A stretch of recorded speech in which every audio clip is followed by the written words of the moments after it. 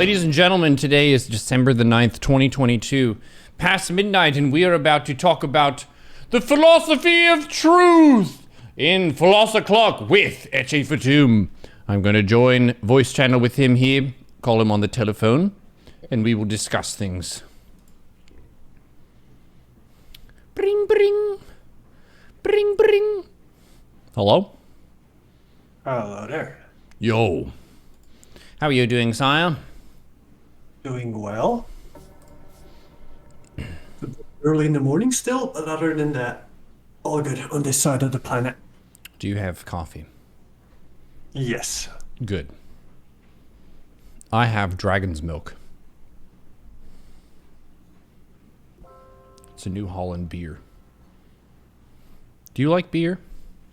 I don't drink it often. I think there's certain occasions that are good for beer drinking, especially concerts.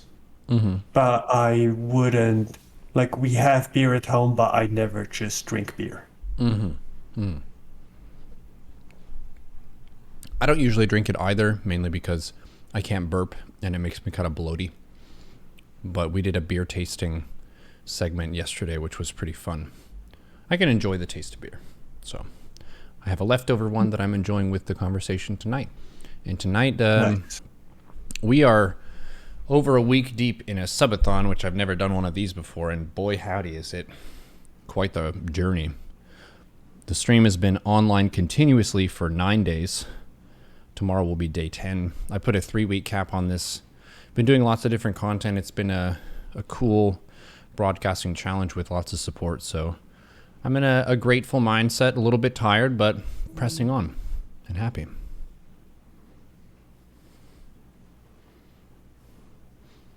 And you wanted to talk with us tonight about, I guess this morning for you, about truth with a capital T.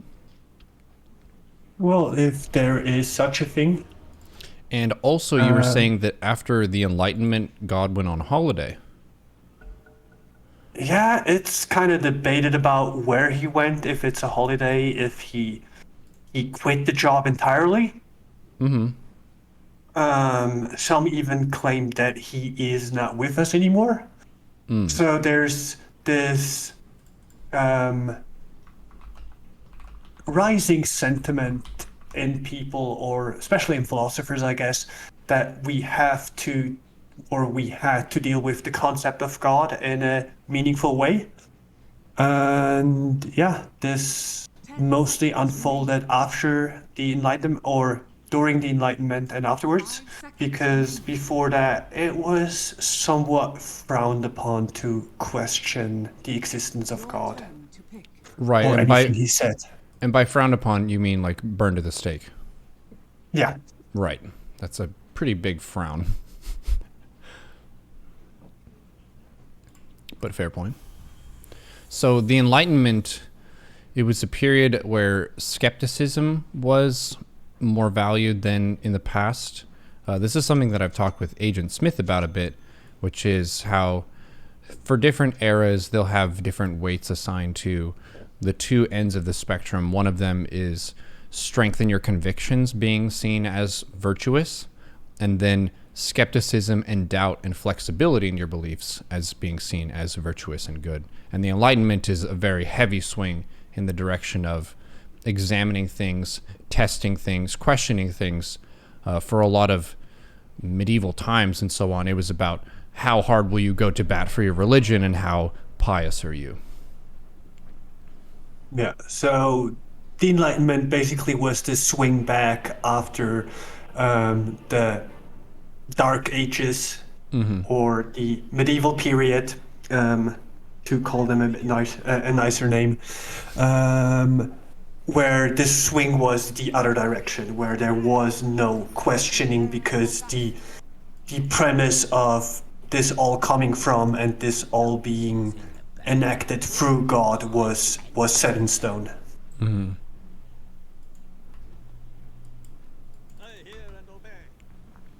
So I guess you, from your past, had some experience with the arguments there are for the existence of God.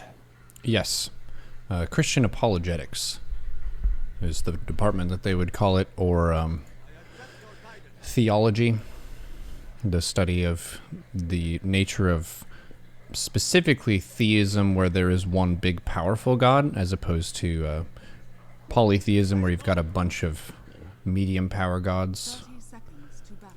And I came at it from, it's kind of like a defensive stance, where you come at it from a spiritual, personal belief that God exists and God is real and God is in control. And then you're trying to defend that position against arguments, as opposed to trying to argue up from a base, like, set of evidence. So it felt a little bit different than what people were arguing about from the non-religious point of view. But that was my anchor point. So I was a hardcore believer, I would say, where I had very little doubt that God was true and God was real. And it was more about how can I stand up for myself and stand my ground and point to evidence in my personal experience that God is real. But it's hard to, like, on the spot say, okay, well, yeah, God is real. Watch, I'm going to ask God to do a bolt of lightning at that tree right now. Dear God, please shoot that tree with a bolt of lightning right now. If people could actually do that, then, like, Thunder God proven pretty easily. But that's something that doesn't really happen too much. You'll occasionally get stories of miracle workers, but that's more of a exception rather than a norm. Yeah, I think it would lead to all kinds of mayhem if we could just ask God for favors that way. Yeah. Like, if you get angry in a bar fight and you let the whole bar get struck by lightning, it's like it gets problematic quick. Yeah, it also would be confusing on the God side of things if they were obligated to answer anyone's plea. If you have two sports teams that pray for your favor in a sport contest, like, who do you choose to win? Well, the one you personally like best as God, I guess. How do you decide what you'd like best as God? Is it the people who go to church the most? Guess we're not sure. Or it depends on interpretation.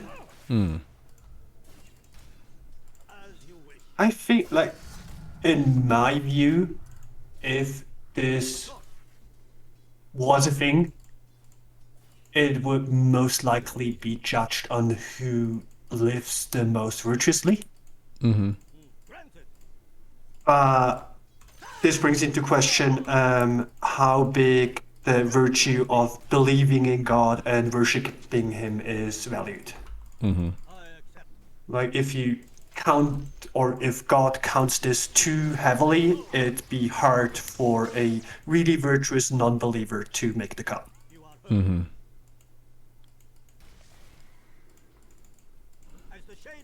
Yeah, and if we look at the history of religion, gods have different preferences on what they feel like people should do in their life and what's good and cool. I think a lot of the Norse mythology, the gods were more hands-off with wanting sacrifices to be made in their name as much, and it was more like they want you to build a legend for yourself. And then for other gods, it's more about how much you pray and how much you avoid doing bad stuff. So, yeah, what ends up being the most pious depends on who you ask.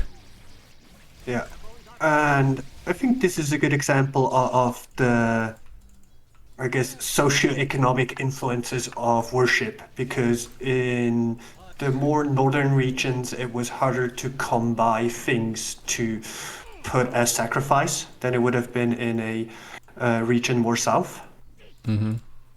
Just because So there it was makes more sense. like animals available to sacrifice, you mean?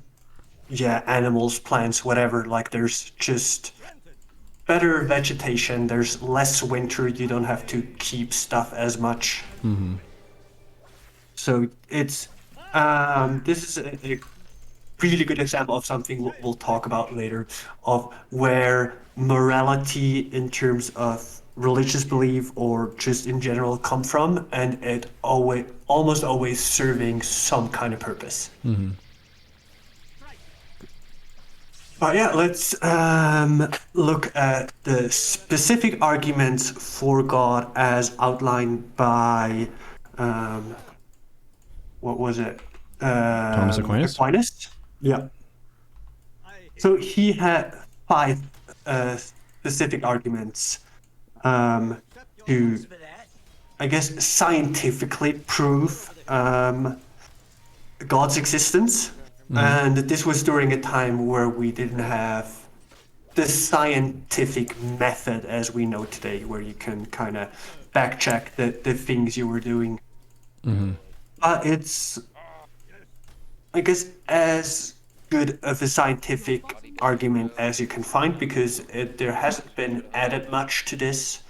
There's been a lot of talk about the arguments and whether or not they're valid, and this is, to some degree, it's a thing of belief. There's no way of scientifically prove these arguments. But yeah, let's go through them. So the first argument is the argument from motion. So it says that everything is moving, but for something to move, it needs to be set into motion.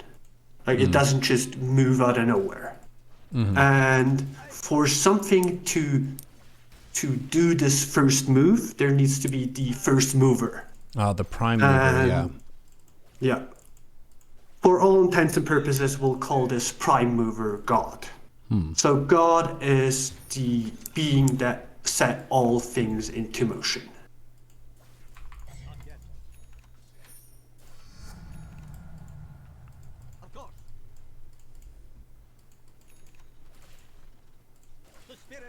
And the second argument, which is somewhat similar to the first one, is that since everything is a play out of cause and effect,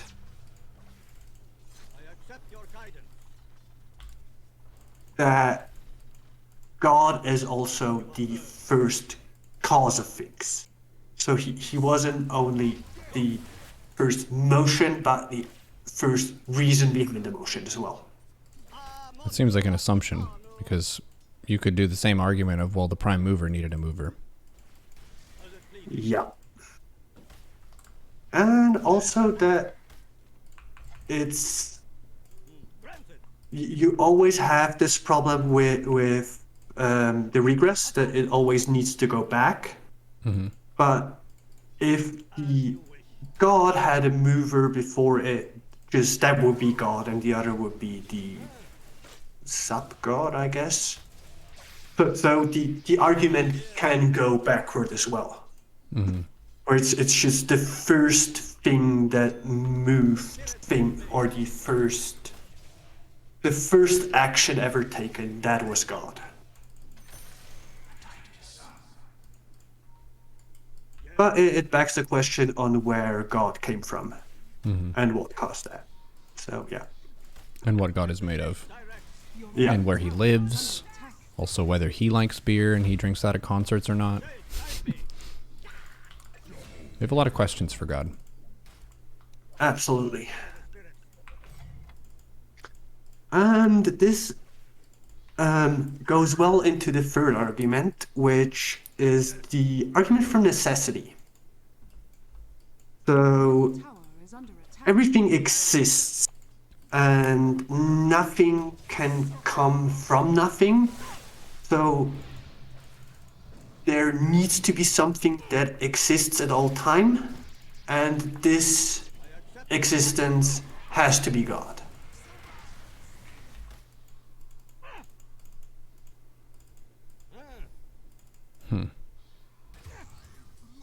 So there can't be nothing, is what he's saying?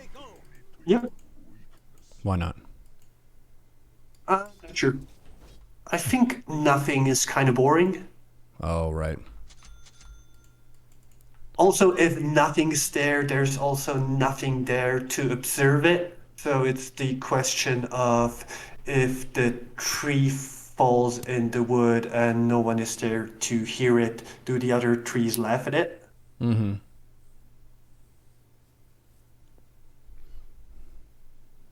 Yeah, that's interesting.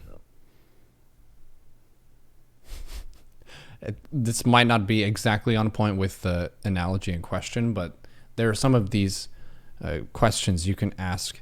Can God microwave a burrito so hot that he himself cannot eat it? If you have infinite God powers, things get a little bit wonky there. The very hottest burrito, he would be able to make that. But it would be so hot, like, could he still eat that? But then he could just make it a little bit hotter. So you have an infinitely hot, infinitely painful burrito. I think ultimately at the end of the day, it's just a bad time, so he probably shouldn't test that. I think that this brings up the question of, do we have any means to illustrate or to envision God's infinite power? Mm-hmm. On the other hand, do we think of God as a rational being and maybe microwaving up his burrito so hot that he just doesn't want to eat it anymore? Mm-hmm. That could be. That, in a way, humanizes God.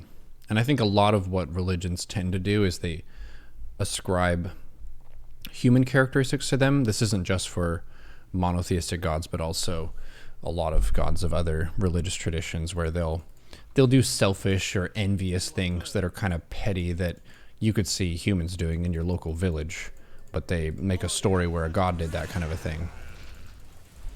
Why did they do that? If they have these god powers, wouldn't they have the time to work on more personal development?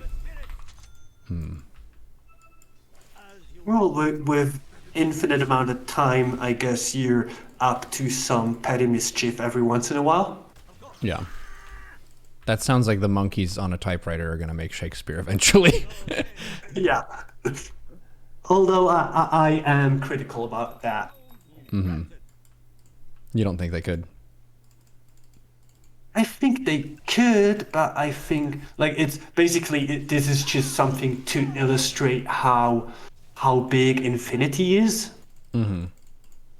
We're just pure randomness leading to this kind of order. Mm-hmm. For me, it's infinity is so big that it will never reach that point of the monkeys typing Shakespeare. Mm-hmm. Because there's just so many other options for them that it's like it's too out in the nowhere, which I guess is infinity. So it could be done, but you're not going to be the one to sit around and wait for that to happen. That's fair. Pretty wise. Exactly. and just think of it where in a couple of trillion years from now, the monkey's sitting at a typewriter, and one of them types out all of Hamlet but has one typo in it.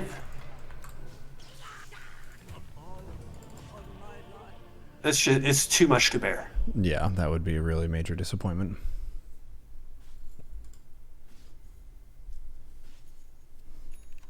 All right, so yeah, something must at all time exist. It makes somewhat sense, but it's kind of hard to grasp, especially on an infinite timeline. Does there always have to be something? And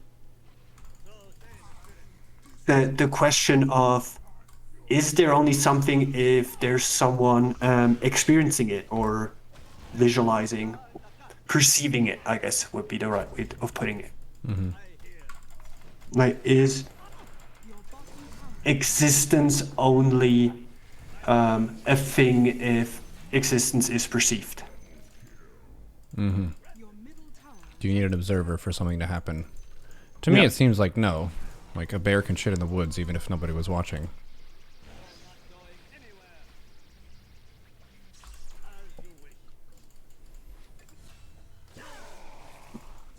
I guess. It's the bear itself will perceive it. That's true.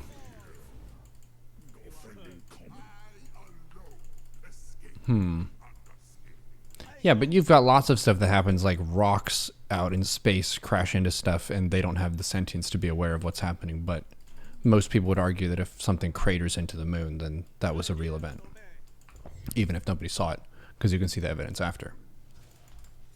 Yeah, but you're still perceiving it just after the fact. This is kind of similar on how we try to look at God in a sense after the fact, or we're looking at these prime causes or prime movers and think, all right, we're seeing movement now, so there ought to be something that caused it. Mm-hmm.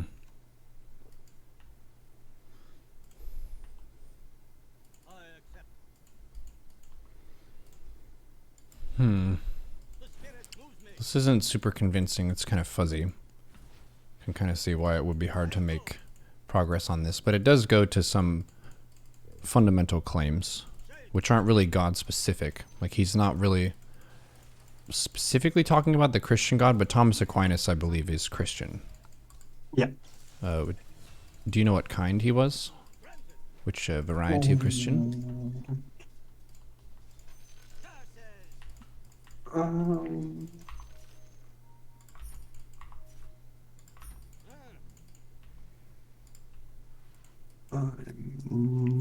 not sure. It's easy enough to find out.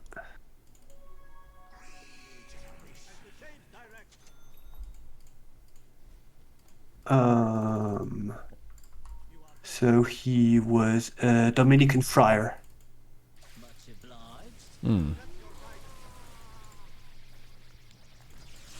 As in from the Dominican Republic? No, this was a holy order, like the Franciscans. Mm-hmm. So these are the monks with the, not the ones with the weird hair. Mm-hmm.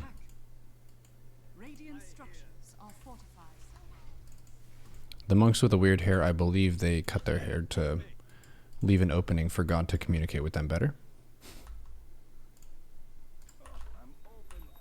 So it's a problem of like humans as semiconductors, but you need to have like a good port. Right.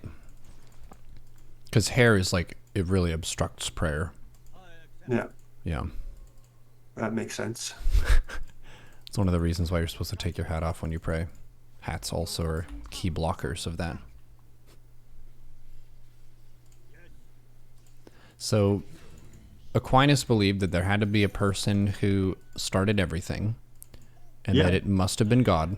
He also believes that for something to happen, there must be someone who saw it happen. Otherwise... No, that was just something I mixed in. Oh, okay. He must have want to cause it, or not. Like, I guess God's will is kind of unimportant here, but he didn't only move but cause things, which be hard pressed to tell you what the actual difference is there. And that just he needs to exist because there needs something to be existing at all time. It's an argument from, if it didn't happen, that wouldn't be very cool. Yeah. Then again, if there are no pictures of it, did it really happen? Well, in a court of law, you do need some evidence, so I guess that argument holds up in court. Or at least you can't be convicted if you don't have evidence.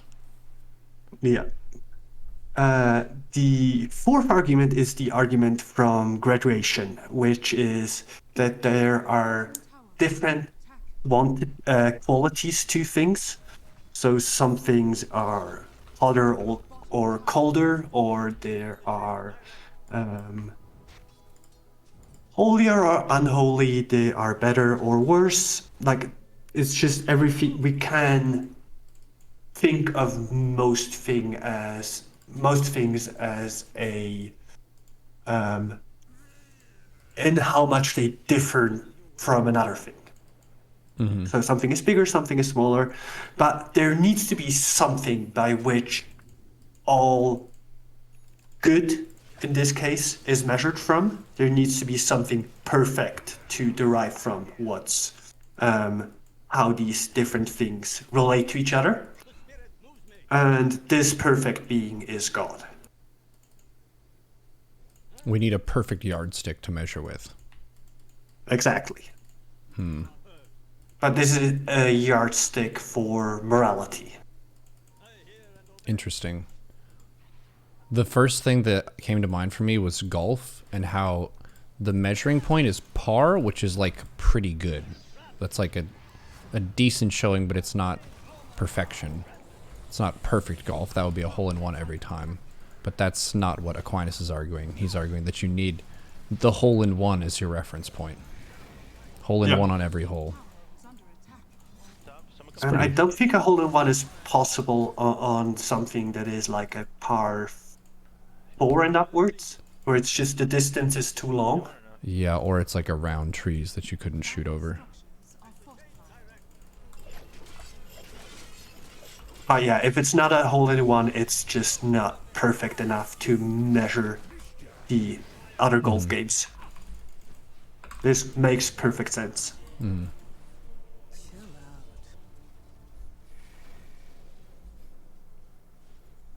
On tonight's Philosopher Clock, God and golf.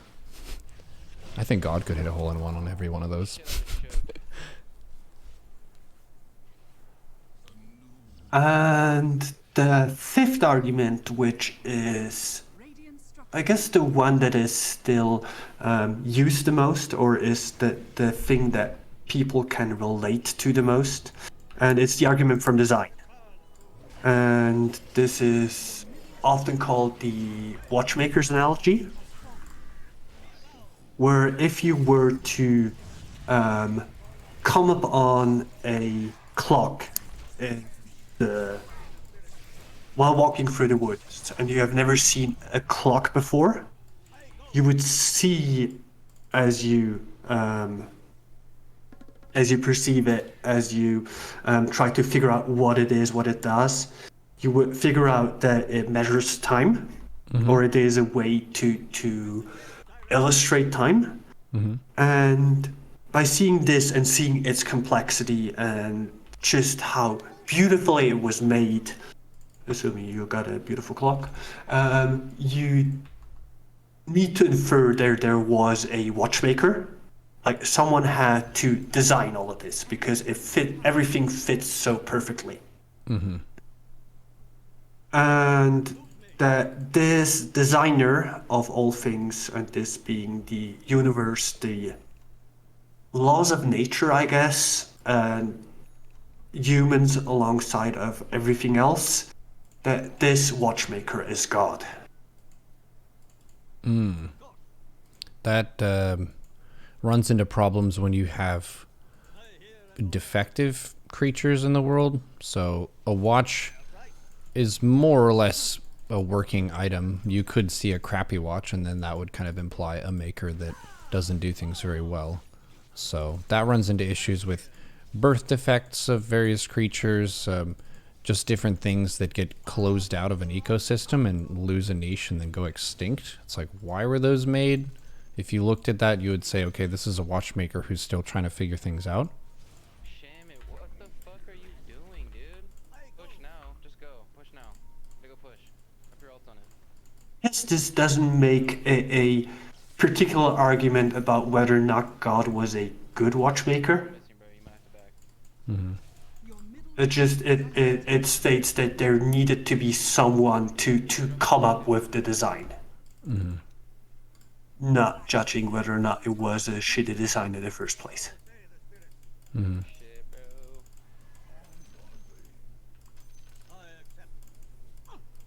Yeah, so these 5 arguments, and it's been easy enough for the two of us to come up with good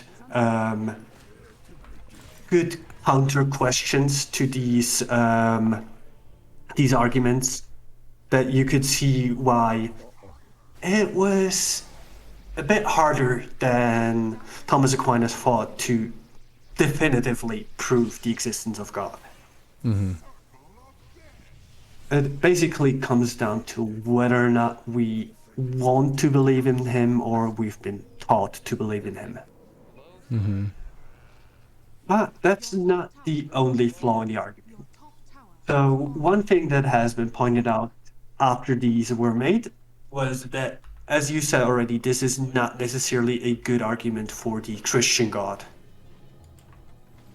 This could have been any god or any number of gods that moved the first movement or caused the first effect. It would need to be a pretty powerful one, though. So I think it does rule out certain weaker and more kind of human-like gods. It would have to be a prime mover, so it's a very powerful one. And it has to also be perfect, which is another pretty high distinction to make. And a lot of gods are very clearly imperfect. And then I guess the key one that I think is called theodicy is the question of if God is all present, which they claim the Christian God is, and perfectly good, where is the space on the map for evil to exist? Because God is also there. So how can he be there in a space of evil and not take up the boxes and just make it all perfect? Does he address that at all? No, this was not one of his concerns. Because that, like, from my understanding, Thomas Aquinas was a devout Christian, and he was careful enough not to put anything in there that could be too easily questioned, or that would have sounded critical of the notion of God. Like, he really tried to perfect this argument for him, and this would have been just too easy to see through, I guess. If you start the argument there, that God needs to exist for there to be good in the world, which is the argument, you're implying that there also is not so good things, and this is hard to justify if God is all-knowing, all-being. It's just everything unfolding.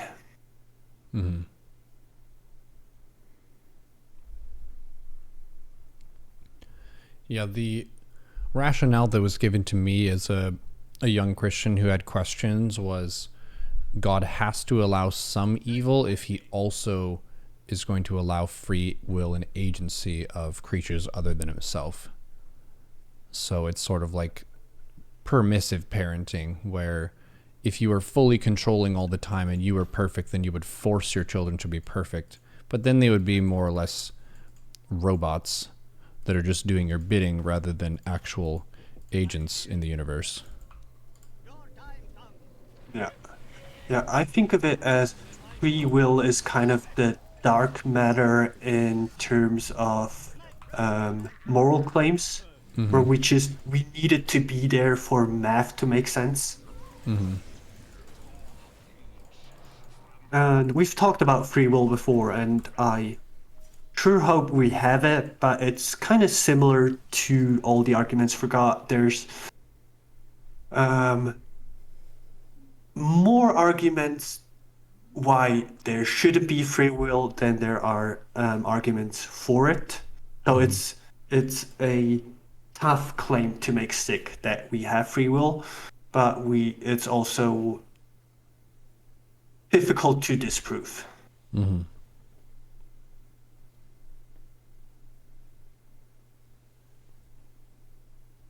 Yeah, so if we have this all-knowing, all-being thing that is God, that moved the first thing, that is the measuring stick of all things good, is the creator of all design. what would, like, how can we envision God then?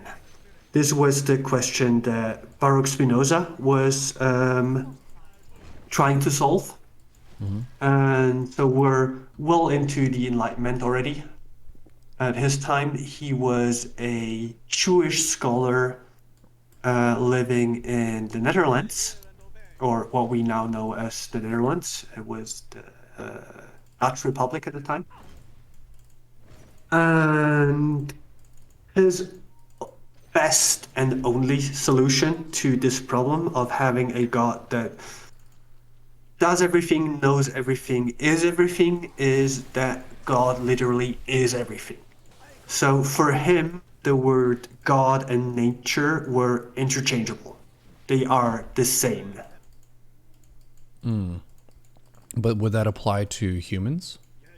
Yep. So basically, the divine is everything, and we are all part of the divine. Well, then it almost seems like a useless distinction if everyone has that. Yeah, in a sense.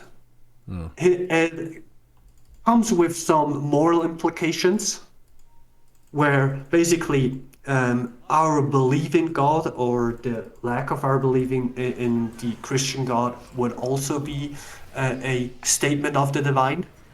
It's like everything unfolding, everything there ever was or ever will be, is the unfolding of God.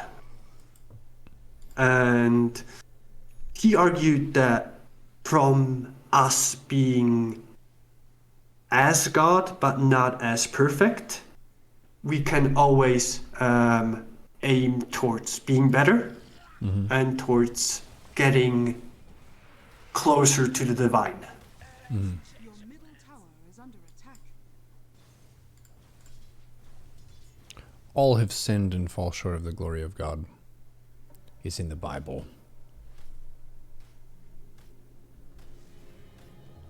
But then, It's this kind of God is not the Christian or Jewish God anymore. This is something else entirely. It is this all-knowing, all-being thing, but it's kind of a break with the Bible. more all around, more generic. Yeah. So they didn't like this at the time, and he was expelled from his Jewish community. And yeah, was still, like, even after the Enlightenment had gone into full swing, the belief in God was still strong, and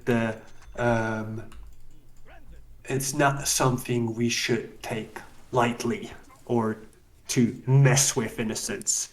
So messing with people's beliefs in the sense of telling them that God is not this old man up in the skies, but rather God is just everything unfolding, was not something that was seen as kosher. You can question God just a little bit, but if you do it too much, jail right away. Yeah.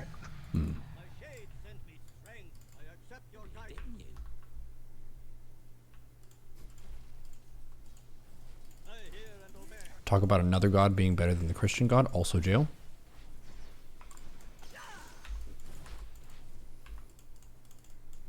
The Jewish God and the Christian God are kind of interesting in they have a shared heritage. A lot of Christians consider Jewish people to pray to the same God, they just don't accept Jesus, but they think of it as the same entity, more or less. Yep. It's basically they have Has fallen. some additional literature to Christianity, but some of it, like all the Abrahamic, like basically the Old Testament, are similar in Judaism as they are in Christianity. So basically, they're somewhat stuck with the more angry God than the Christians got with the New Testament. Yeah. Jesus did flip some tables over, but overall he was more accepting and nice. He didn't really just snap, call, kill people. There was one story that I was always confused by as a Christian, and there was a city that God was going to destroy because it was a very sinful city. And he told a group of people, hey, you should evacuate the city.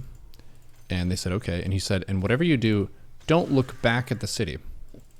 And there was a nice lady who's like running from the city, and she turns and she looks. Bro, Shaman, stop leaving to farm, you shit fuck. She goes and she looks back at the city because that's where she used to live, and he just yeets her and turns her into a pillar of salt. And it's like you just snap call turn the person into a pillar of salt because they looked back at something. Oh my gosh, that's a very severe punishment for a very moderate thing to do. Yeah, and it's really hard not to look someplace when someone tells you not to look there. Mm-hmm. It's like, don't think of a pink elephant Yeah.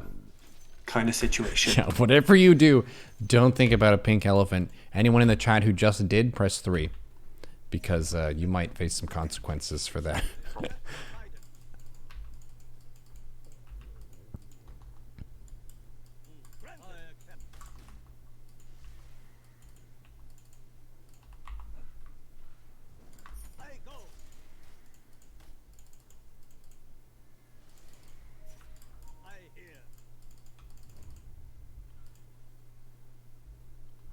There's a bunch of pink elephants.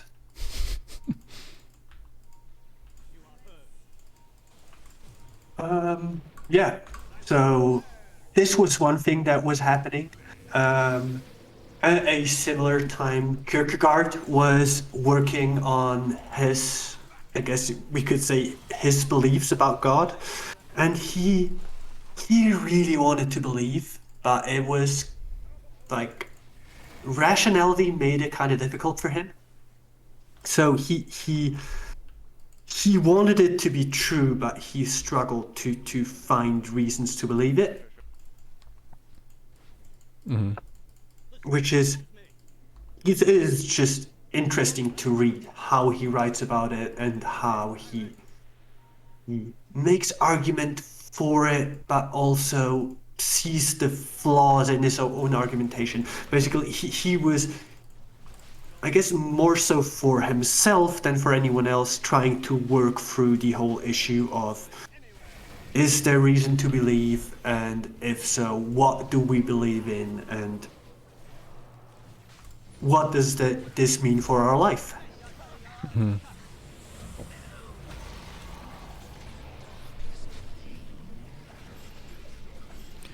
It's a pretty noble cause, just trying to find out the truth for truth's own sake. Yeah.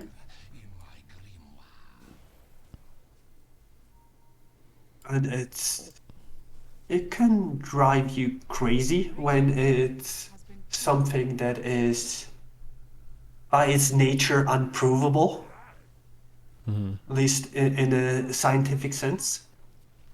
Radiant structures are fortified. You can kind of go always back and forth whether or not you do believe or not believe that there is such a thing as God or free will. Mm-hmm. Your middle tower is under attack. Little column A, little column B. Radiant structures are fortified. I think even for people who are faithful, they have different periods where their faith is stronger or weaker. That's fairly normal. Has fallen. There's some quote about philosophy like that talking about philosophy can make you depressed and sad.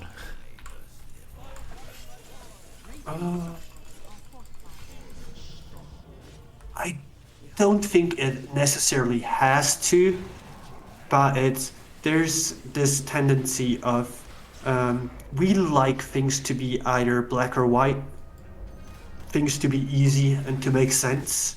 Mm-hmm. And this is philosophy done right will not give you that sense. Mm-hmm.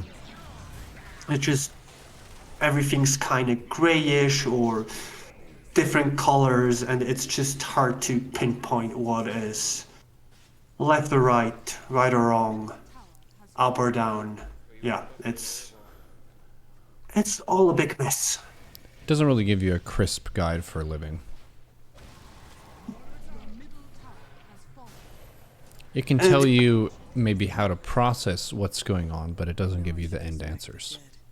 Yeah. First, you have to earn it. One item fucking I guess the biggest question that still is why things are happening the way they are. This would also kind of looking at the argument for God as a prime mover or a prime cause is if we're looking at the world just as cause and effect and basically us not having free will, then the first move or the first cause would have necessitated everything that came. So basically, if the first movement was was going a different direction by 1 degree, things would have gone completely differently. And so it's kind of, it makes the whole thing wonky, I guess. Yeah. If everything was just adjusted by 1 degree, we would live in an entirely different universe.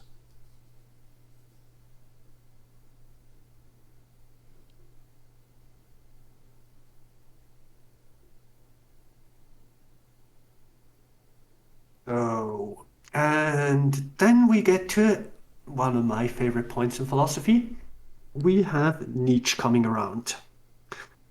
And I'm not going to go into why or was too much on this talk. We're just going to walk through his views on God and why and how we killed him and what this will leave us with going forward. So Nietzsche was arguing first and foremost about ethics and how the things back then we saw as right and wrong were heavily, heavily influenced through Christian morality. And Nietzsche saw some issues with that. So he argued that the morality that came from Judaism and going through Christianity was at all times as it developed the morality of a class that was ruled over. Like the Christians or the Jews, they were not the ruling class. They were the servants to some other Overlord. overlord, yeah. The Romans or something, yeah. Exactly. Or the Or the Greeks. Egyptians. Yeah. So the morality that developed from that is what he called a slave morality. So something like turning the other cheek when you're hit is not something a king would say. No, he would say if they it- hit you in the cheek, you chop their head off. Yeah. And rightfully so. Like there's not a thing to do to a king. Yeah. Unless it's another king, I guess. Or the king's wife.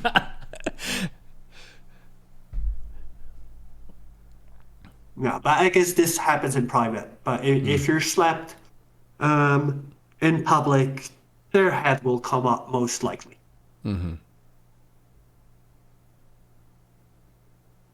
So, yeah, he argued that the Christian morality comes from a weakness or a meekness of the Christian culture as it was positioned in time. So it was a morality that was there to justify the oppression that was going on and not to move out of it. So he said that basically in order to overcome this, the only way we have out of it is to kill God ourselves, which is not to literally go up to the big man in the sky and kill him with a greatsword or something, It's also not to destroy the whole universe, if that would be the right way of looking at God, but it's just that we need to get away from the, in his view, more problematic moral views that came out of Christianity. Yeah, one of the Bible quotes that I'm thinking of that fits in this category is, "Give unto Caesar what is Caesar's," which is a more submissive stance of saying if there are leaders in place and there's authority, then you should do the right thing that the authority wants you to do, as opposed to more of an idea set of resistance, which would be stand up for yourself if you feel like what's asked of you is not fair. That's more of a defiant stance. As we learned in the Stanley parable, you get told a lot of things that happen and you can choose to do what the narrator says or go the other way. And if you go the other way, he gets pretty pissed. And I would guess that there probably were a lot of ideologies that have come and gone in history that were more defiant and aggressive, and the city guards will just go and clean them out. And then that ideology is more or less fizzled out. So you could say that for an ideology to be more friendly to the lower classes and to kind of be a stabilizing force would mean that it has a higher chance of surviving in a population.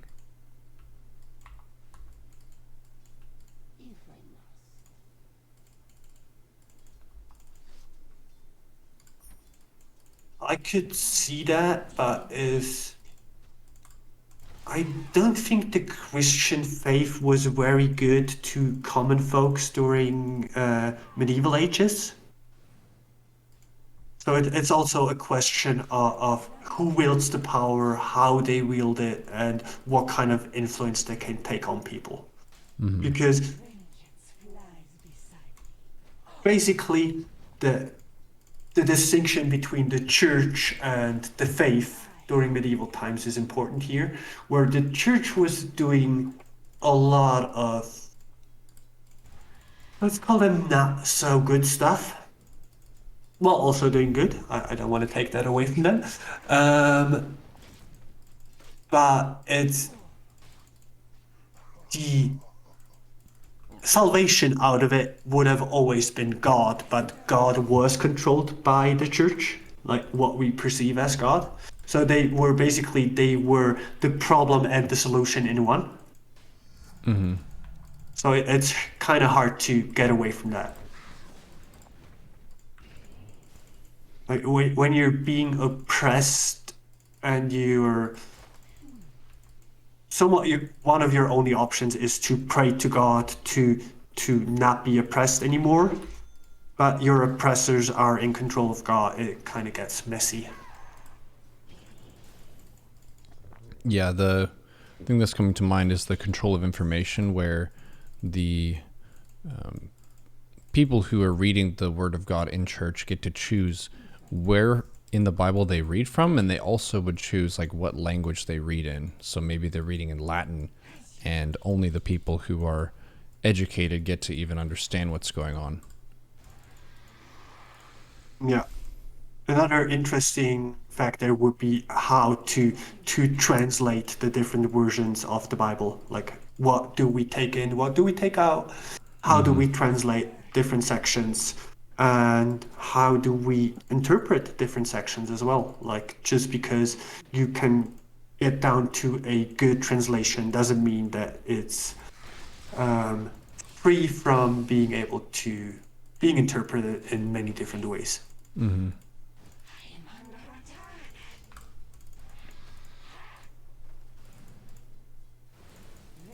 But Nietzsche here argued basically that it's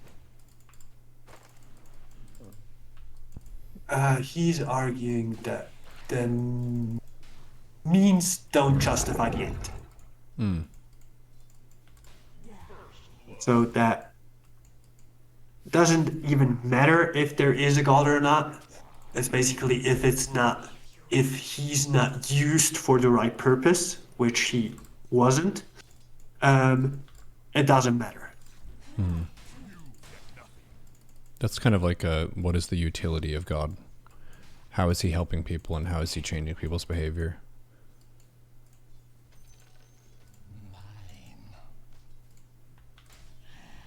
Yeah, I think there's a good argument for God as something to put faith in or hope when you're in a situation that kind of only God can help you out of. It will. It's somewhat problematic because it can stop you from trying to pull yourself out by your own bootstraps, which I guess we know that it is impossible. But putting too much faith into it can lead to not trying to get out of it yourself, but not having faith that anything can change and something extraterrestrial or whatever you want to call it being there to help you will make it a lot harder.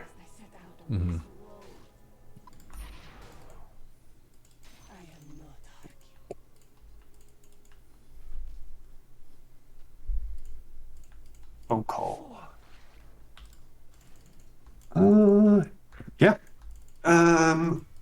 So Nietzsche argued that we need to get away from this, and we need to find a master morality, which is to say a morality that is not in chains as the slave morality. So basically, chopping off hats rather than showing the other side of your cheeks. And this is also, it gets somewhat problematic when everyone's wanting to chop off hats, and this is not an example he used. But it's kind of the play between what are the reasons we're doing things for, what are we using them to do, and whether or not this is good in a bigger context. Like, just because I think it's good to chop your hat off, is this the right thing to do? Yeah, how would that apply to other people? If the logic is turned back on you, that's not very fun.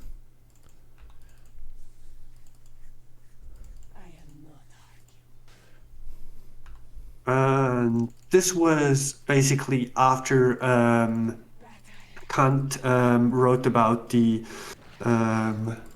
categorical imperative, where it's like you ought to act in a way that if everyone else did the same, it'd be a good thing. So if I chop your head off, you chop my head off, and everyone's head getting chopped off, yeah, I think we can all see why this wouldn't be a perfect situation for anyone Especially involved. if you're a hat maker, you're just out of business. Yeah. Although I guess there could be a market for hats that kind of also hold up your head. So you could make something out of it where you can expand the business just from hat making. Dire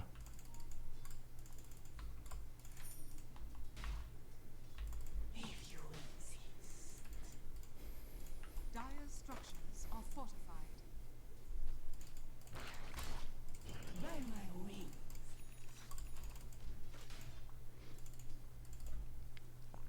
So Nietzsche's shaking things up after we have a pretty long-standing tradition of examining things from a religion-first mindset and trying to back that up more or less. You said Spinoza was one who was more universally truth-seeking, where he wasn't necessarily trying to prove his own position. He just wanted to know the truth. Nietzsche's coming at it with more of like, well, I don't really care what the traditions are. In fact, the traditions have some circumstantial factors that make it not the best application for everybody. So we should argue from first principles and see how this affects people. He was, I'm guessing, atheist? What was his religious persuasion or spiritual persuasion? Nietzsche, I I'm think asking. he kind of founded nihilism as a worldview in a sense, Mm-hmm. and he was having a lot of physical and mental troubles. So I guess he was somewhat going between a happy and an unhappy nihilist at times. Mm. So basically, if there is nothing, it implies complete freedom, and complete freedom is sad and kind of discomforting, but it's also super freeing and something to be happy about. But it's one of the two. It cannot be both at the same time. Mm-hmm. And yeah, I think this is um, a good way of putting things, whether you believe in God or you believe in complete randomness. And for me, they're somewhat indistinguishable. Mm-hmm. It can be either super funny, super happy, or it can be super sad. It always depends on how you look at it and what you make out of it. Mm-hmm. Have you seen the movie I Heart Huckabees? I don't think so. Doesn't ring a bell. Okay, it's got a lot of philosophy baked into it, and there's some elements regarding this.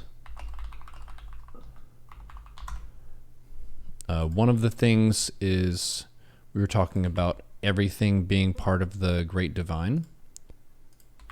There is a guy who's trying to help someone sort out his existential problems, and he's describing the whole universe and everything as one big blanket, and maybe you're on this part of the blanket or that part of the blanket, but it's all one big folding piece of fabric.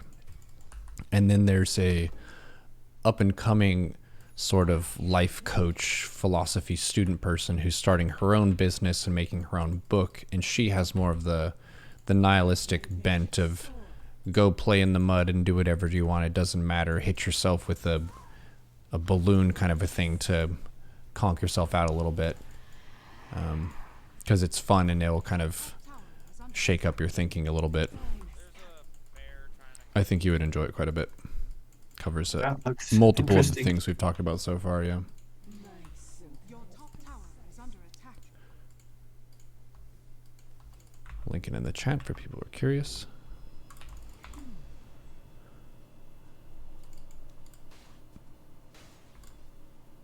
I'll have to check that out. Yeah, so we kind of come down to the issue of God being something that we have no good way of proving. We've also no sufficient way of disproving per se. Like, as all the arguments can be made the other way around, and it's not a argument for a specific god or gods. It will always come down to faith, in a sense, that we need to decide whether we go through the left or the right door. And as we've seen with the Stanley Parable, if we're told to go through the left door, some people tend to take the right one.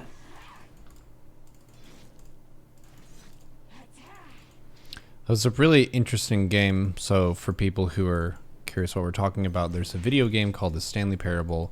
In the last episode of Philosoclock, I played that on stream. And Eche Fatum here, he didn't tell me what to do in terms of which way to go. He just kind of wanted me to approach the game and just play it and see what happens. And life has a lot of opportunities, like in the game, where you could go through door number 1 or door number 2, and there are reasons for either of them, or reasons not to go through either of them. And what defines you as a person is the choices that you make. So we tackled the philosophy of choice, and Stanley Parable is a really kind of weird and interesting way of breaking that down. It is a video game, but it's very different in terms of the types of things that you tackle. Your top tower is under Highly recommend it. Doesn't take too much time to really get the most value from it, I think. I played it for maybe 2 hours, 2 to 3 hours, and got through multiple of the different outcomes.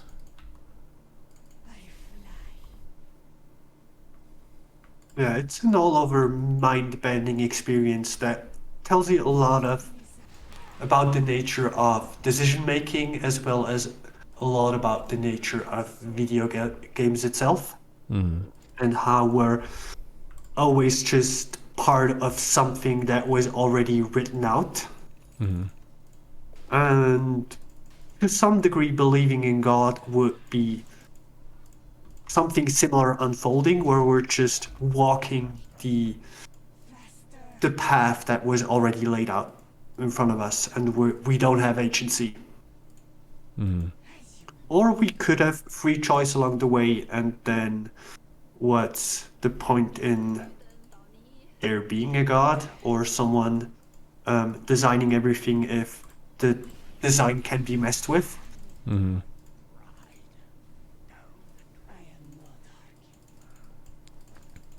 Especially for an all-knowing being, that would it'd be kind of difficult to justify humanity from my point of view when you already know everything that's going to happen, even though we have free will. But is it free will if someone already knows the outcome? Yeah, it's pretty tangled. It is hard to justify humanity knowing about everything in advance, especially with all of the atrocities and messed up stuff.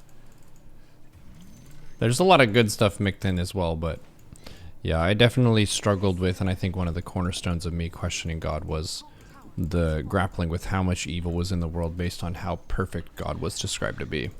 And I kind of wonder if I came from a different religious tradition, if I would have taken the same line of examination. Because if you believe in more of a flawed God that maybe is a prime mover, but it's not Aquinas's God archetype, where it's kind of scuffed, or maybe it's even malevolent or malicious or a trickster God in some sense, that might be more believable given a lot of what we see in the world.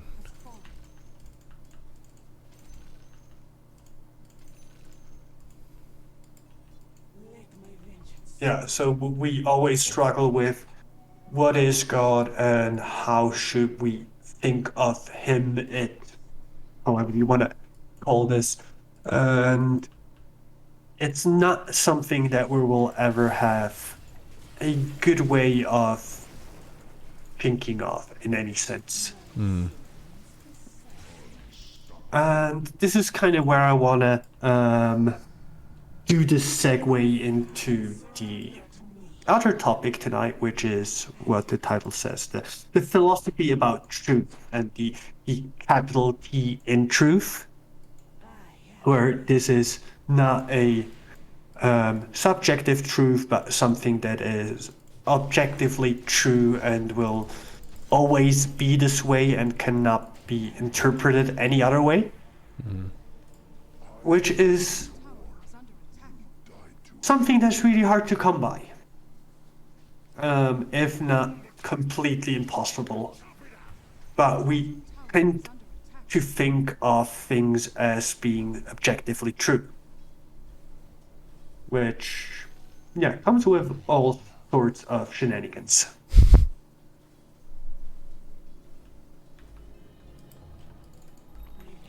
What if it isn't just truth with a capital T? What if the T can be varying sizes from the lowest lowercase t to kind of a in between the most capital T and a lowercase t?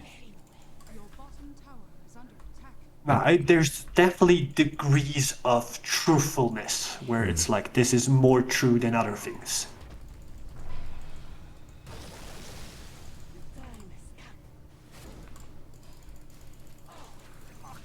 Alright, I'll have to take a quick bio break, and then we can talk about truth or not truth. And I see this as something that is objectively true that I need to take a bio break now. We're just gonna have to take your word for it. We'll Unless just you have set up a line poop on cam. what objective truths are. If you set up a camera, then we'll know that it's objectively true. But we'll just believe. This is a faith-based stream now. All right.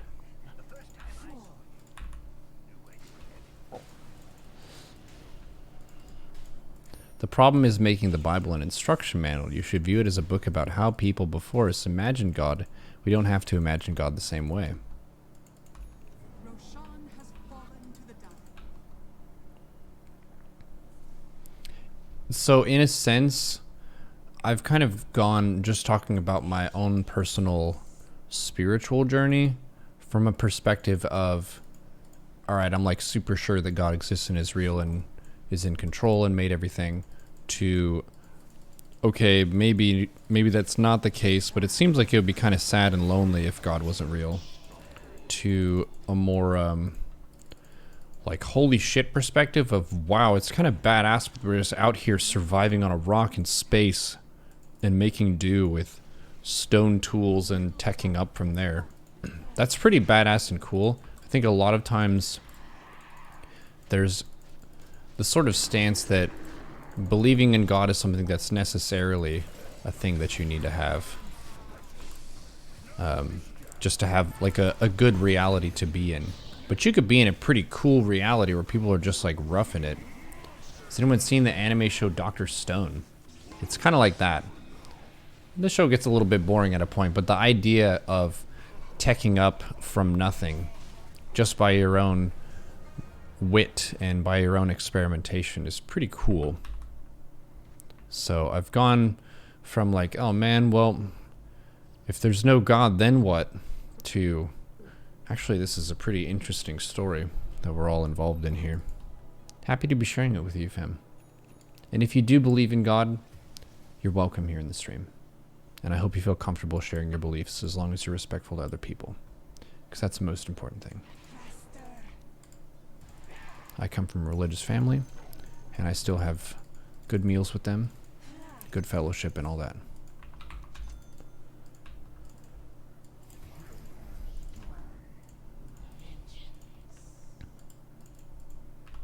Also, just checking in, this Dota game, we are super duper far behind, and it's really hard to get a foothold.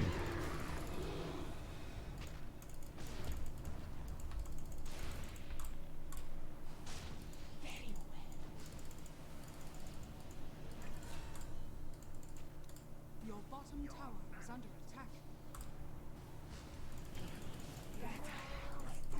Rubik stole Warlock's ult. Your bottom tower is under attack.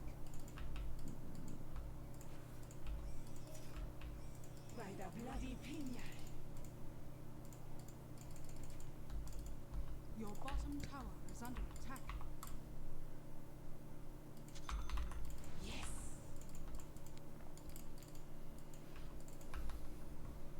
It must be Apop's fault. Actually, this one is not on Apop. All 3 lanes lost. It could be also his fault, but that would be 1 of 5. We lost top lane, our mid lost mid lane, and bottom lane was also lost. And that's a sense of togetherness at the end of the day. Sometimes you lose a Dota and one person just grossly overperformed. Other times everyone underperformed and you're just in it together. Okay, can he escape?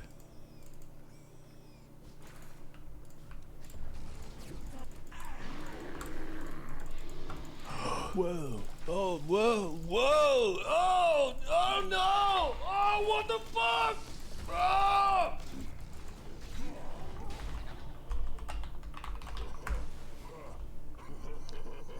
Antifusion, thank you for supporting the Neuro Subathon and Philosoclock with Eche Fatum. Bathroom break time.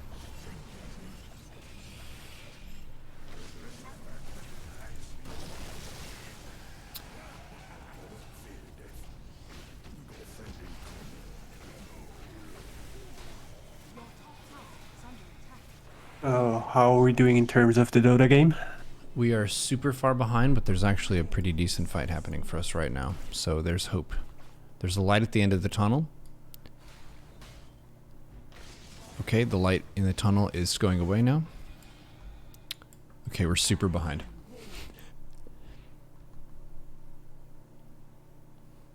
Yeah, we were talking about whose fault it was. I also talked about my own spiritual progression going from the notion of, okay, God is the best, I believe in God, oorah, to, okay, I really want to know what the truth is. What is the explanation for the universe if God is not the prime mover? And then I was investigating that and trying to be impartial and just authentic about finding out the right answer. And then it turned out that answer seemed more rock solid than the religious answer, but then I was like, oh man, what a bummer. Like, if there's no God to worship, it seems kind of lonely. But then if you look at it from another angle, it's pretty badass that we're making do on a rock hurtling through space that's been through a variety of different catastrophes, and we're still persisting through that. So it's definitely a different narrative than the religious narrative, but one of the things that everyone has to strive for, just for the purpose of motivation on a day-to-day, is a sense of purpose and an understanding of what reality is, and how we all do have, you could call it faith, but we have to put some faith in something. Like, I looked at the science, and to me, the science that people have done seemed solid, but I didn't measure all of that stuff myself. I haven't made all the advancements in physics and chemistry and biology myself. I studied things in books that other people have done, which is me, to quote Isaac Newton, standing on the shoulders of giants, not doing all of the homework myself. No, I guess we'd be hard pressed to do all the homework ourselves these days. Very hard pressed. It's more convenient to be lazy and just like watch a documentary or a movie. And, like, actually write stuff out with pencil and paper. Or just copy someone else's work then. And there's this distinction between the hard and soft science, where things in hard science, being math, physics, chemistry, are a lot more provable than they are in soft sciences. Yes. Where things are more fuzzy. Mm-hmm. We tend to argue a lot of truth into soft sciences as well, even though it might not be as truthful as we want it to be.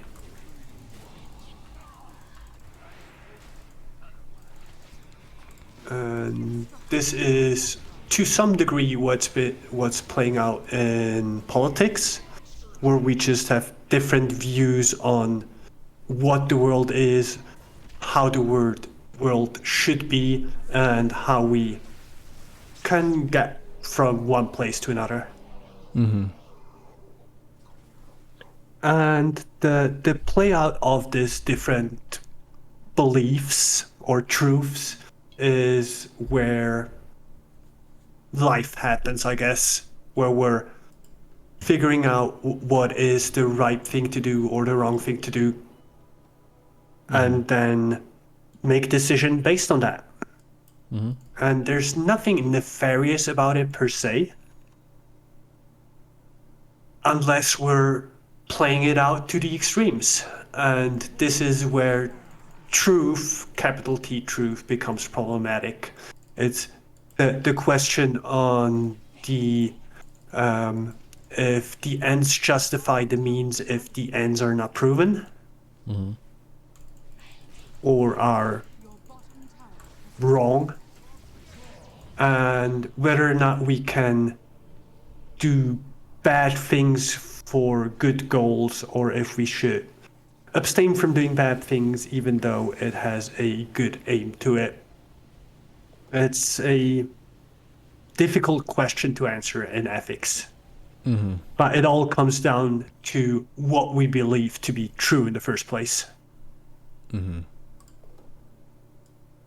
Yeah, I was talking about that with my partner Trisha earlier yesterday, actually, about the ethics of military and how you can be in a global sort of conflict where you perceive there to be good actors and bad actors, but the nature of combat involves violence, and violence is immoral. So is there a place to be violent to beat the bad guys, so to speak? Or is that still inherently wrong in some way and you should look for a non-violent option? We work in very murky waters here in the world trying to make decisions. Yeah. I think since violence is a reality, like there's no world without violence, I guess, or we cannot imagine it.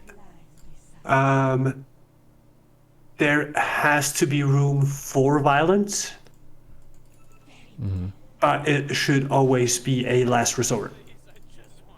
Like if you start with violence, it will beget violence, and it's kind of the eye for an eye situation that leaves the whole world blind. Yeah, the paradox of tolerance. Can tolerance tolerate intolerance? So in terms of Your top tower is under attack. political violence, it should not be a thing in a democratic system. Your top tower But if you're in an oppressed system and there's no means for the population to get rid of that oppression, violence can be legitimized, although there will be a lot of stuff happening that shouldn't be happening as well. Like, as soon as you have the mob mentality, all right, now we're gonna, now we become the ruling party, or basically we chop the head off of whoever ruled before us, it will get problematic rather quickly. Even though the cause might be justified and the initial aims are good, it will be, tower is under attack. they'll be hard pressed not to do wrong decisions along the way. Radiant structures are fortified. Your top tower is under attack. Everyone tolerates some level of intolerance from others. Yeah, that's another point too, is we basically always have to find our own midpoints between things. So there are a lot of extreme stances that could be taken, but in a practical sense, we usually are kind of leaning towards certain things and away from other things, but it's never super cut and dry and simple. The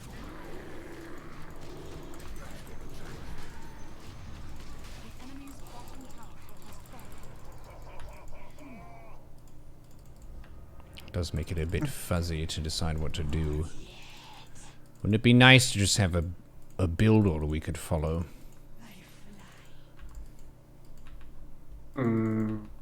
It's cool. 6 pool? Do a 6 Bible all in.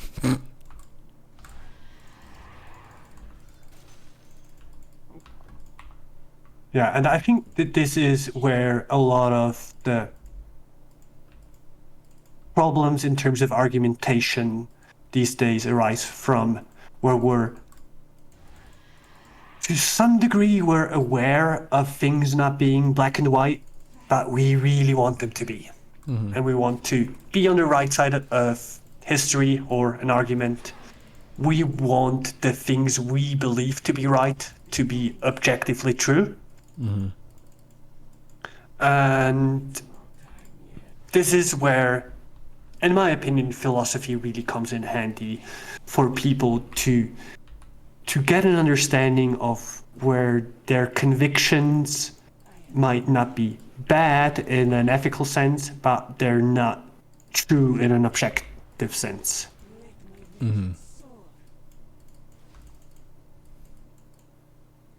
Yeah, I've thought about that in terms of the practice of prayer and also the community of being involved in church, and how that can be really nice for people and they can get lots of benefits from that, even if their religion isn't correct. Because you can say most religions are kind of mutually exclusive. They can't all be correct. So some are going to be closer to the truth than others, but you could have a religion that is, quote, incorrect, but it's still useful for people to follow that because they get lots of benefits from it in some way. Yeah, I think an interesting question there would be whether or not they could not also get those benefits from something that was not religious. So if religion or belief is a prerequisite to get those buffs.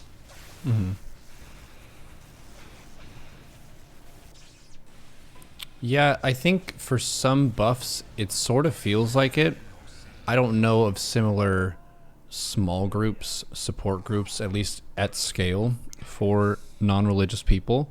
One of the things that I did a lot growing up, and my parents were also involved in this, were church small groups where people would meet at someone's home and they would read passages in the Bible that usually had some theme for a struggle that you would face in life, a temptation you would face in life, and then how to overcome that.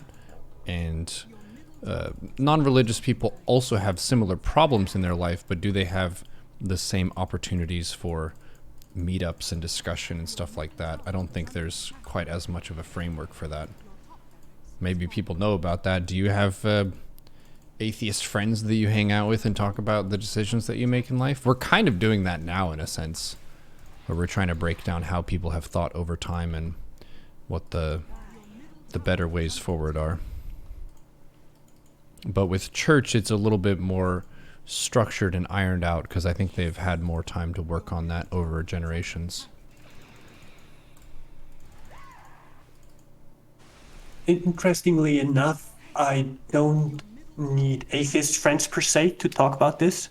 I had quite a long conversation the other day with our local priest, and we're kind of good in terms of we both know where the other person is coming from.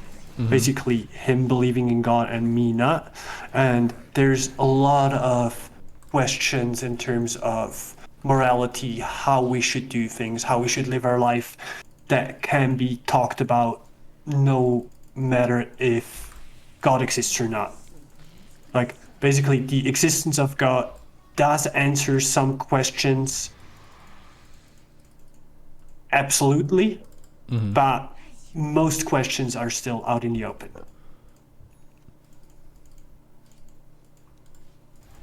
These questions up for grabs.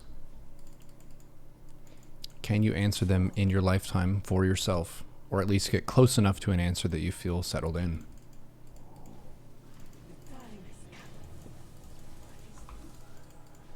Yes. So one interesting thing here is that basically the belief that is given to us, whether this be through a church, through political affiliation, or through media, on what the nature of reality is like, it will always come in some kind of flavor. It will always aim at something. It will serve some purpose. So, for an easy example would be the belief in God, if it doesn't come from the church and being manipulated through the church, would serve that more people can experience God and there is more knowledge of God. So even the most benevolent way of thinking of belief would still serve its own purpose. But as soon as you get the church involved, they want to consolidate their power. They want good conform believers. So it will get messier and messier the more people influence what we believe to be true and how we should go about things based on that.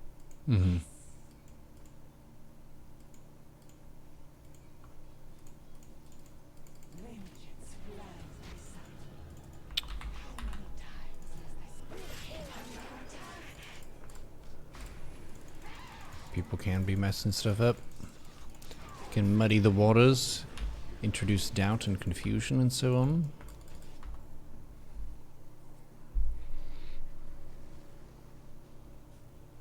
Yeah, and it's nice to have something to hold on to, whether this is belief in God or belief in ideology, believe in Your middle tower is just knowing what you believe to be true, but having the conviction of this being the right thing. But it should always be explored through the lens of why are we believing this? And I think much more importantly, what are we using this for? Yeah, trying to figure out the origins of what you think is true, like where that information came from, and then how it affects your decision making. Is this making me into a better person or a worse person? And one of the reasons that I haven't really arm twisted people out of a lot of religious stances that they hold is because of some of the positive benefits that we've discussed already, where it's like you get a sense of community and fellowship and accountability, and that's pretty cool. So I don't really feel like the burning desire to see people who are religious and I'm not, and I don't believe in their God. I don't really feel the drive to say, okay, I'm going to persuade them out of that and free them from these chains. It's like maybe they like the life that they live, and that's pretty cool, and I can still be their friend and we can have dinner together and it's all good.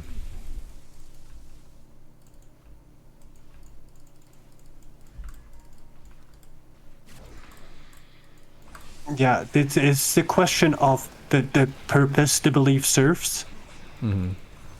And then again, within this purpose or the playing out of the belief or the actions you take based on it, like the morality of them is also up for debate. Like, it is not clear cut. Is if we're using it as an example, the church going into other countries, helping the people there, but also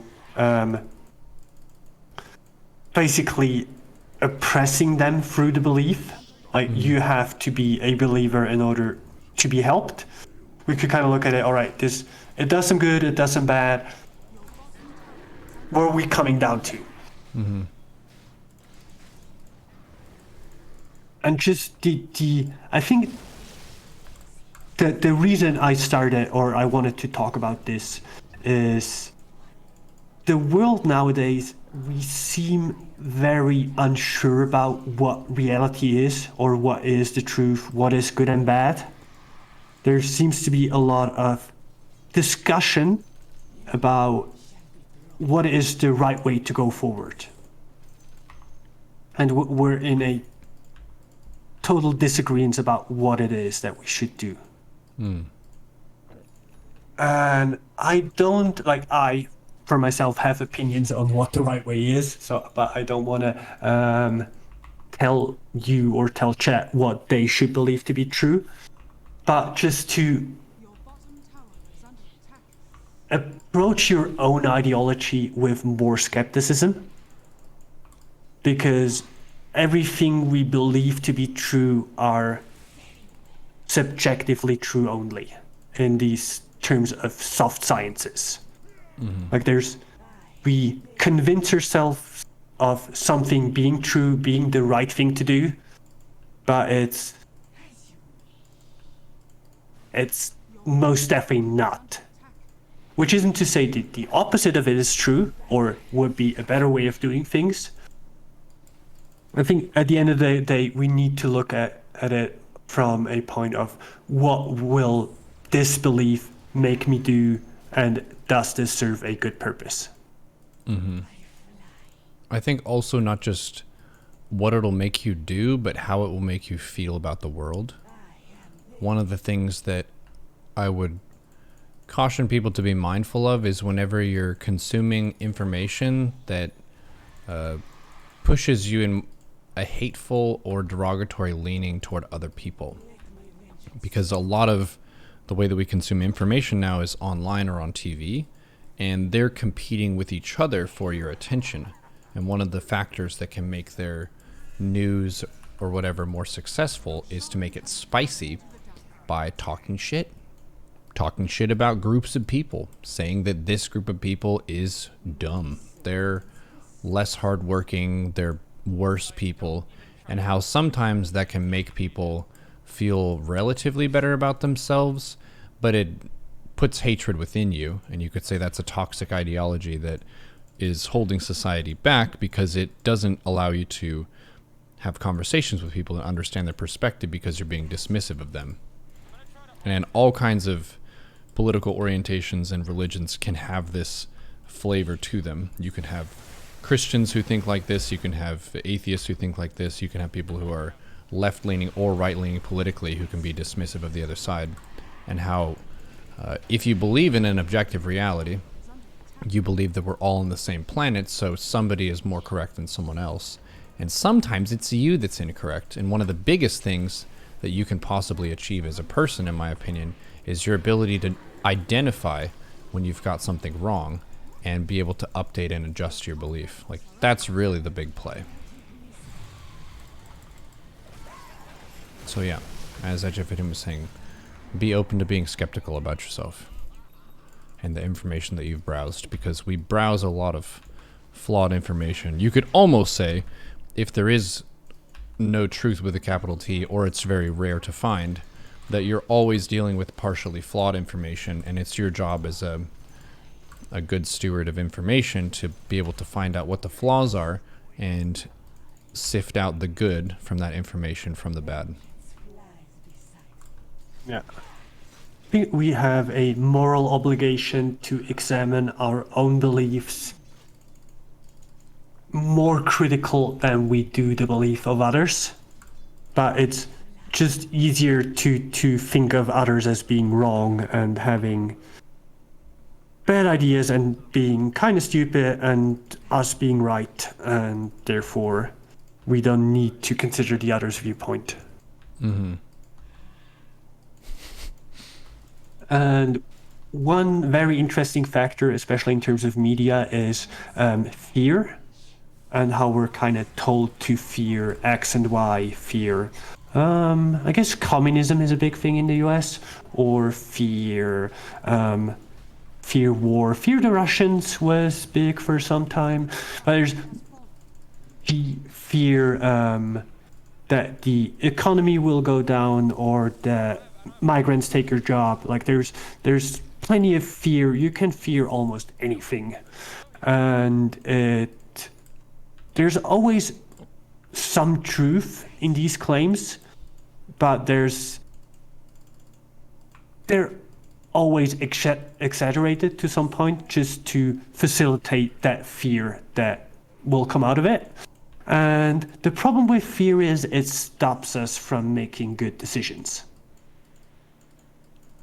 It's a paralytic.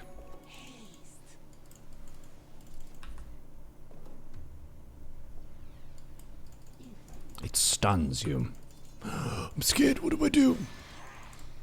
You get trapped in indecision.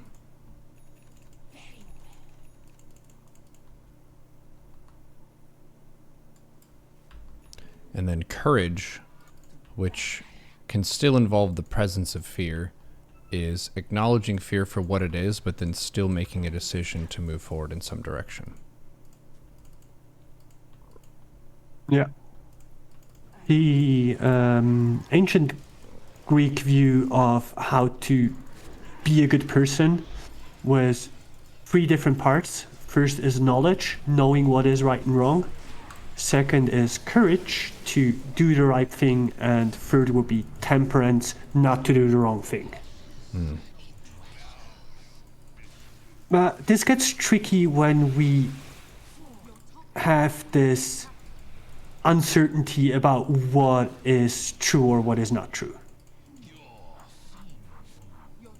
So doing the right thing will be the wrong thing if it comes from a wrong perspective of what the right thing is. If there is such a thing. So we could look at the motivating factor behind it, the initial belief of this being true or untrue, or we could look at what effect will it have.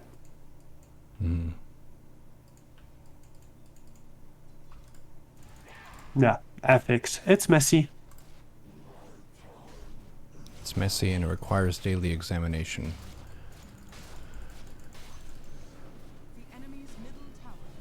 A quote that's coming to mind is, good is not something you are, it's something you do.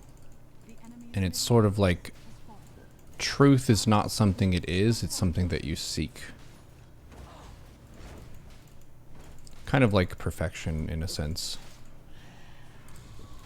You could say that maybe technically it exists, but in a practical sense it's very hard to find it.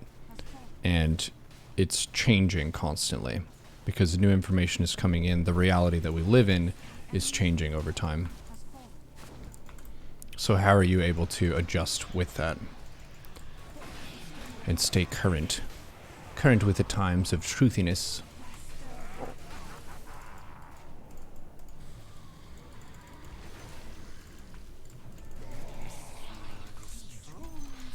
So are you winning now or are you losing?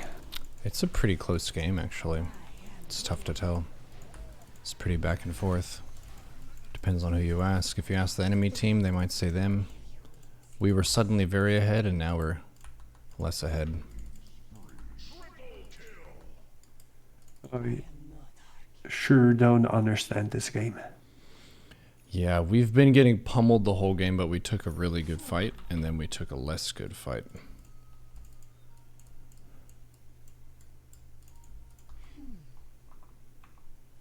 There's an interesting comment. I feel that good and evil boils down to doing what's best for yourself versus what's best for others.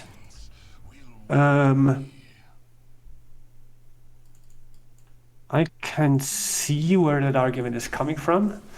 I think it gets a bit messy. It assumes that we're only serving our own interest, even though we're very complex social beings. So in many regards, our best interest is a social interest rather than just being looking after only ourselves.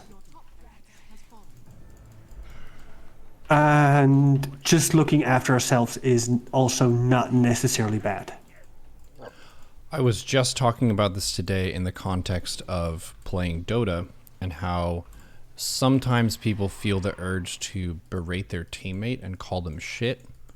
And my argument against bad manners, even from a purely selfish perspective, which in that question, that would be self-serving, which could be described as evil.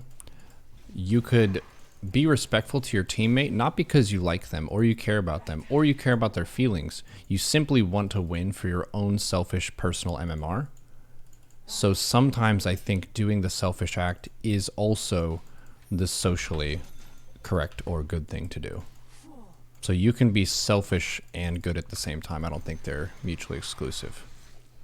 Sometimes they overlap. I would totally agree with that.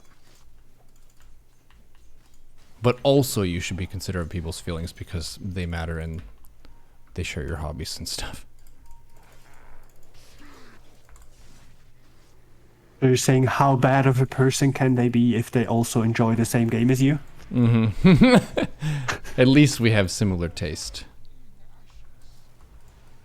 That's the thing that is really silly if I think about people traveling to events and stuff, is like, how awkward would it be if the really hateful banter that we say toward each other was actually said face to face in person? It would be very different, I think. So you're saying a Dota event is not a large-scale version of a bar fight? It's not, actually. I went to TI when it was in Seattle and people were smiling and nice. Weird. Yeah. Believe it or not. Almost as if people are nicer in person than they are on the internet. Yeah, I think a lot of our just basic empathy hardware is based on reactions to people's facial expressions. And when that's removed, like, we can be more mean. That's part of why people wear masks in war, is my opinion.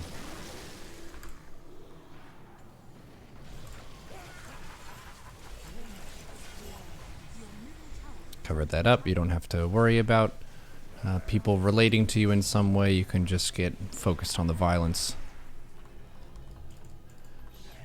Taking care of yourself even if you don't feel like it. Yep. Your middle tower is under attack.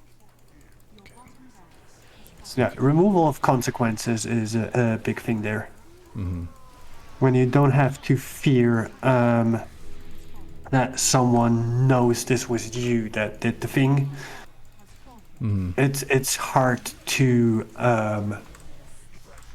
not do the thing for some people at least. Like the intrinsic moral motivation doesn't seem to be as big as we would like it to be. Or as I would like it to be, I guess. Your middle tower has fallen. Your ancient is under attack. Your ancient is under attack.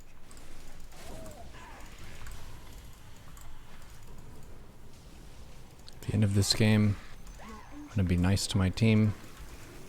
They were actually pretty nice to me. There was a player in the last game who was very rude. He was very upset. He's a grumpy person.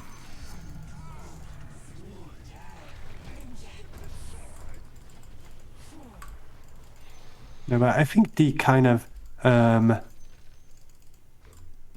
the social aspect apply in Dota as well, where you might be rude to people, but as you said, since you want to still win, there's this implicit social contract of where you do not just leave a game, for example, or you're still trying to get the best out of it with the teammates you're given, even though you might yell at them constantly. And you're doing it because you want them to be better. So there's a good thought behind it. Yeah, you might run into them again. Chat is saying, imagine if everyone was forced to have their webcam on during games, toxicity would plummet. It would. I think it would. Wasn't there a thing where there were webcams as well on Call of Duty games during the lobby phase? I don't know about that. Or it was some kind of shooter game, and it's basically it was the same as any other shooter game, but you also saw the faces of the kids that were yelling nonsense, which was weird, but not. Yeah, it was as expected, I guess, as one would infer from seeing how it or hearing how it sounded like. And what I find interesting is people on Facebook, for example, where you have like most people don't are not on Facebook as a persona, but as themselves, which like quantifiable themselves, but they still don't shy away from saying some really stupid and or bad stuff.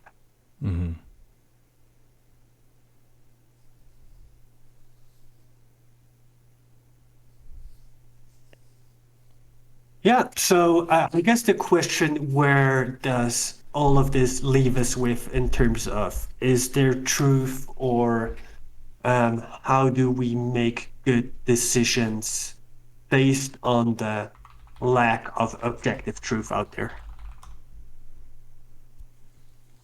There's one approach would be to kind of avoid decision making altogether, or even like in a bigger sense, to kind of avoid politics, for example, to just let things as they are. The other side of this would be to go all in and fight for what you deem to be the right thing to do. And this is, I think, easily made out to be the more problematic approach, because if you come from the wrong reasons or use it to do the wrong things, like there's a lot more likelihood of things going badly along the way than just being passive.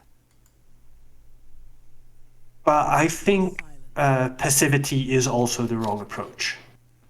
Like, we need to take active decisions in order to shape our own existence, and by extent shape society, but we need to do it carefully and not rush into the next battle because we are told to fear X or Y or to fight for this or the other value. Should stand up for something in a way that is effective and elegant and open to adjustment. If you want to have agency in the world, if you're full passive in life, then you're kind of just watching the world go through the motions and you're not really making much of a personal narrative for yourself or changing your environment. And one of the cool things that we can do as living, breathing, thinking, learning entities is to influence our circumstances and the people around us by our words and our actions.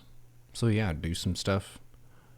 One of the things that I got really hyped about today was calling out people who are BMing, because I think that's something that is part of the culture of Dota 2 and other online team games that is inherently bad.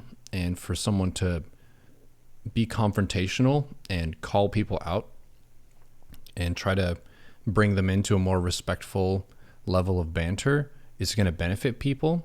In a way, the more passive approach would be for me whenever people are talking shit would be to just stoop down to that level and also talk shit. I'd be like, no, you're bad. You're trash. You're just so garbage. You should never play again. Like, say the same things that they say and more or less blend in with the other BMers. So in life, we don't have infinite energy. I think one of the key things that I've thought about is picking your issues or the things that you care about and the things that you want to change and concentrating your energy where you can see actual progress on that front. Because the world has a ton of issues and it's easy to feel overwhelmed by all the different things that aren't as good as they could be and be sad by that. But looking at it from another sense, there are a lot of people who are really passionate about each one of those. So just figure out what some of yours are and punch in that direction.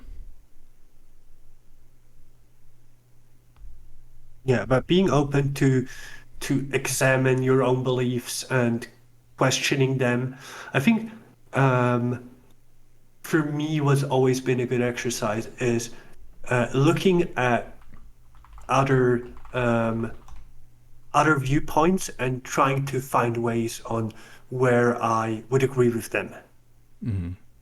Where do I agree with an ideology I don't agree with in total? Yeah, find some common ground.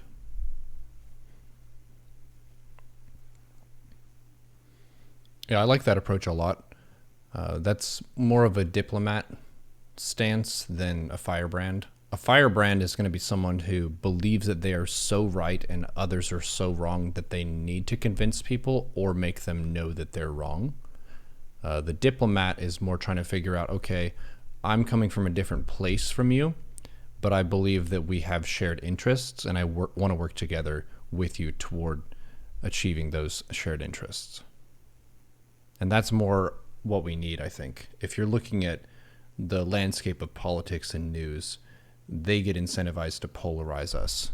So if we can be aware of that there's an incentive for media outlets and so on to polarize people, then we can say, okay, that's part of the meta right now.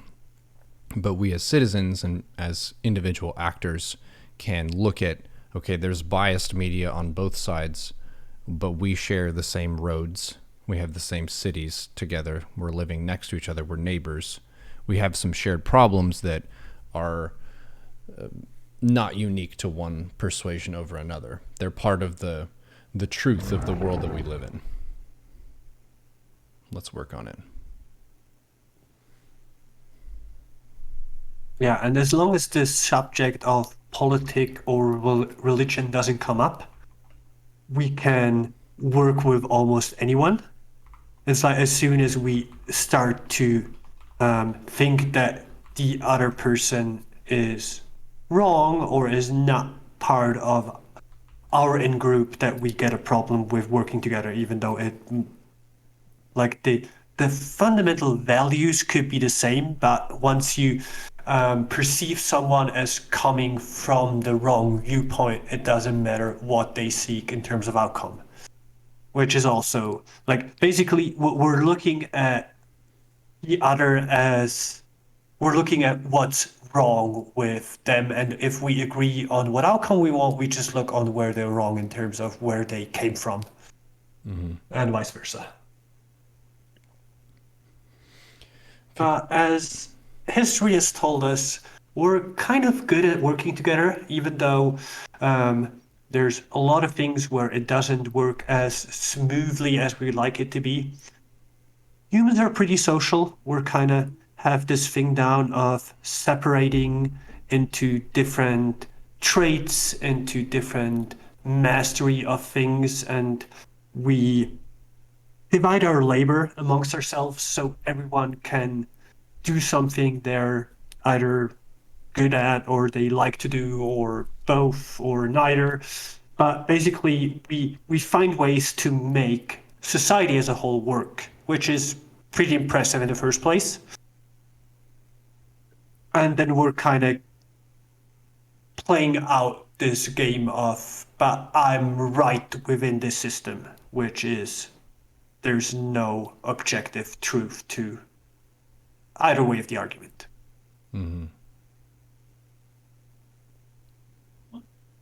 Yeah, I think there are objective advantages to certain things based on the route that you take of the means and the ends.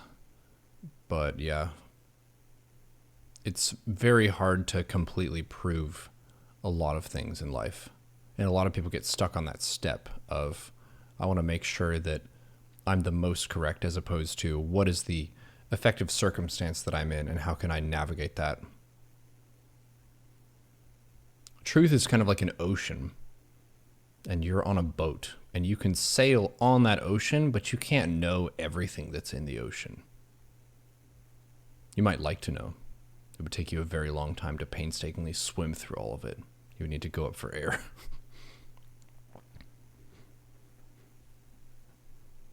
That's a nice analogy. And you don't know where on the ocean the currents will push you. Correct. Like it's not one and the same thing in all the same places. It's just it changes and it moves. It creates waves when it gets close to the shore, which are awesome to surf. But I guess that's a different subject entirely. Yeah, that's philosophing.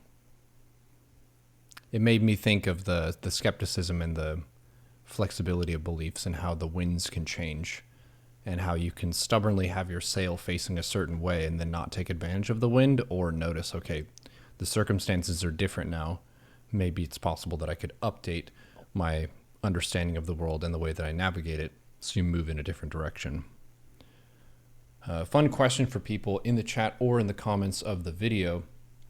Are there any items in your life or scenarios where you held one belief about something and new information came in and you ended up changing your mind and seeing things differently? I gave my example of my religious background and that kind of a thing, but I would guess for a lot of people, it doesn't need to be a big thing either. It could just be something small of, I was told this information, but then I put it to the test and it didn't pan out, and I got different information and that ended up being better. That ability to be flexible, I think, requires a lot of humility, where you have to be humble enough to admit that you can be wrong about some stuff. And you have to be real with just the notion that other people are fallible too. Some people can give you some bad information that they thought was good information. So they're not necessarily malicious either. It's just bad information bouncing around.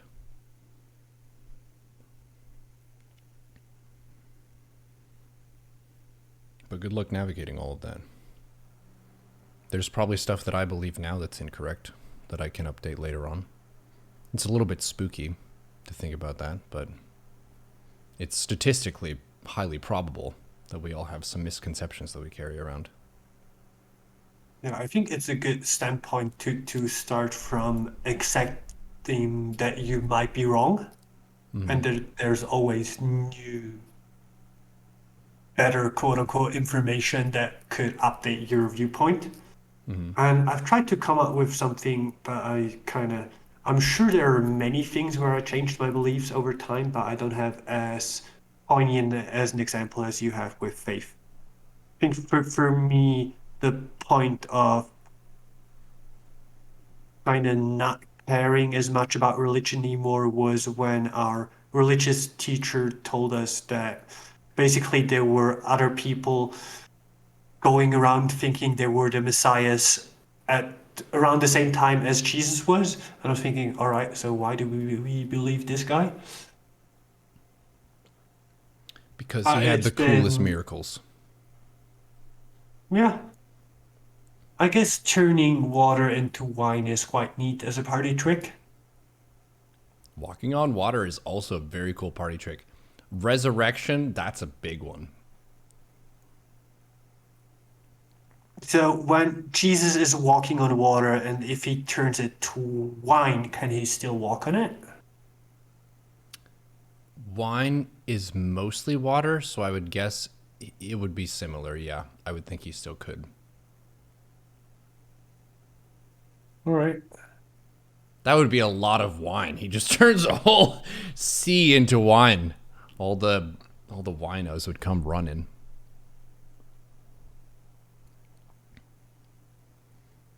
Also, I think the general ideology, I believe that, to give the Christians some credit, Christ's ideology did have a lot more compassion and understanding and universal love than some of the ideologies before it, where you can accept the beggars, the tax collectors, the people who are lower in the social standing, and they can also be loved and accepted by God. It also expanded the acceptance into the faith beyond an ethnic group of Jewish people. Like, God chose the Israelites, as opposed to with the Christian faith, anyone who believes in an ideology is qualified to be saved.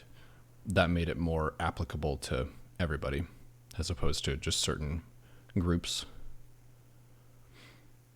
Are you saying it was inclusive in an exclusive way? Yes. I If guess you that's believe better than nothing. exclusively this thing, then we will include anybody.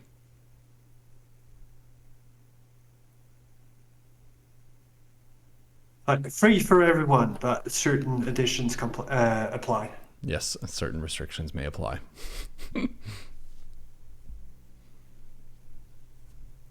Hi, we All right. wanted to call you about your extended salvation warranty.